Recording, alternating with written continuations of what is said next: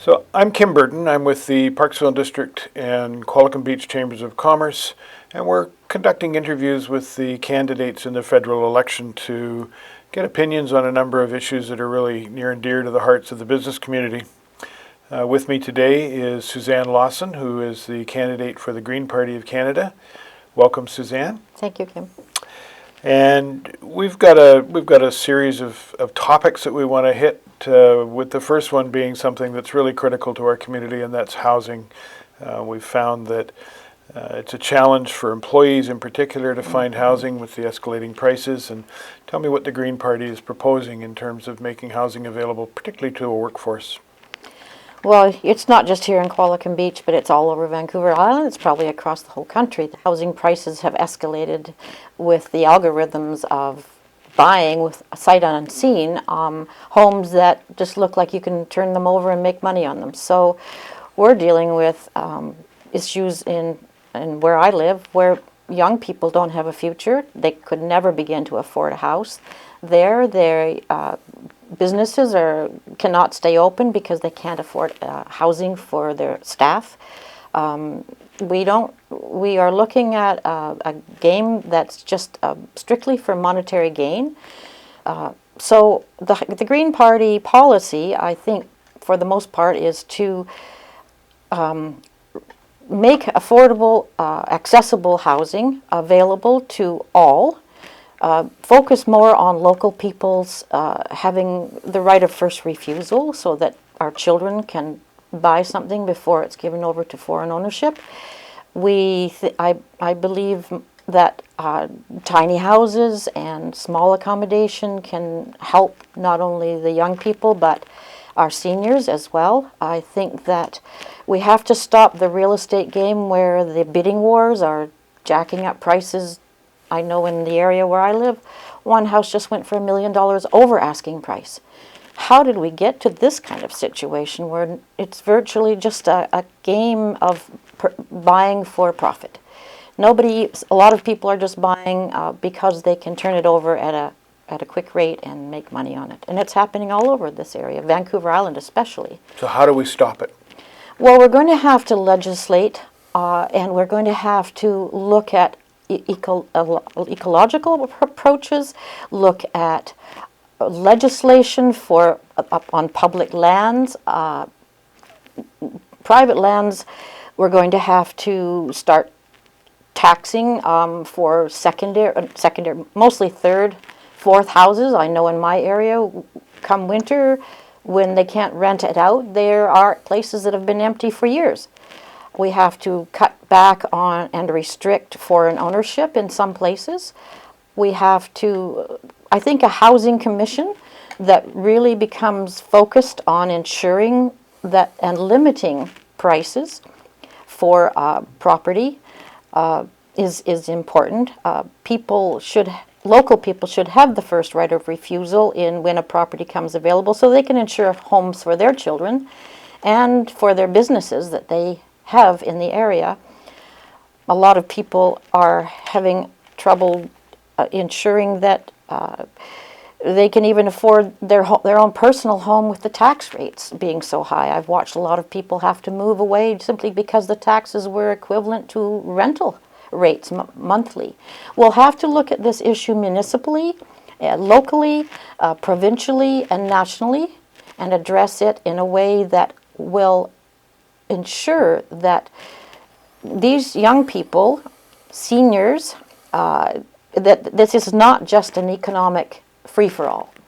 And we're going to have to make some serious legislation. I think the government is going to have to come down on foreign ownership and empty homes, buying for profit, bidding wars. All those things have to be really examined. And I think a housing commission that can look at not only that, but in ecological concerns where people are developing beyond the capacity of the area so that we can ensure water quality, infrastructure, garbage and trash removal. All those things are becoming huge pressures on local economies because it's been become a global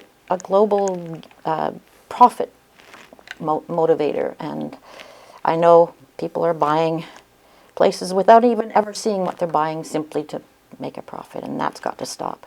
I'd like to see an end to the bidding wars as well.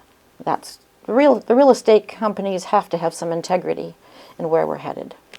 Okay. So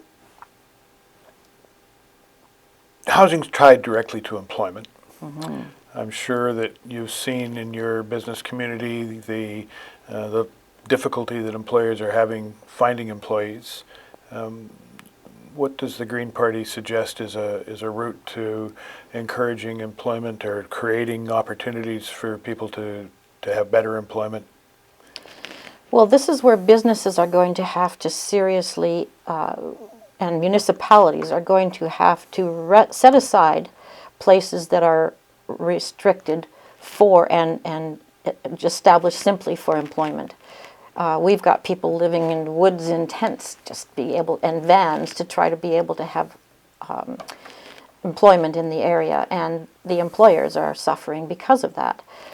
So, and I think that issues like compartmentalized housing, even if it's container housing or tiny homes or municipal zoning, has to start allowing and ensuring that some of the public lands, and the province has to ensure that some of the provincial lands and federal lands are set aside for the well-being of each of these communities, because the growth and the pressure on these towns is just too much for people to bear at this time. So the Canadian Chamber of Commerce has put forward suggestions to government that we conduct a fully independent and comprehensive tax review rather than the cut and paste approach that's been taken over the last decades in terms of changes to the tax regulation. And the effect on business is that we've not been as competitive internationally as we could be in terms of attracting business to the community. How does the Green Party feel about the current tax structure and what we do going forward? We fully support the Chamber's efforts to try to get a full review of the tax structure that we have.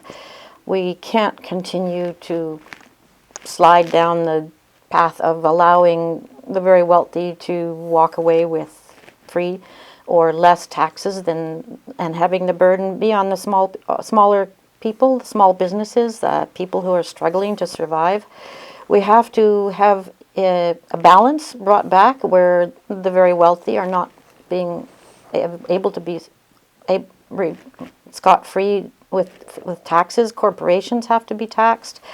We need to stop looking at it as simply free taxes for big business, labor, and start applying a balanced approach where all the smaller businesses and the smaller people are being benefiting from the tax structure. Right now, the rich are getting richer and the poor are getting poorer, and we are not developing something that's going to effectively create a future for people to get into small business. Let's get into something maybe a little nearer and dearer to your heart as a Green Party candidate. Vancouver Island in particular relies on resource extraction as a major part of our economy. So forestry, fisheries, mining. It's a part of who we are and what we do. How can we make sure that everybody benefits from resource development? Well, resource extraction has been pretty much that for a long time, and not a lot has been put back. Not a lot has been protected and preserved.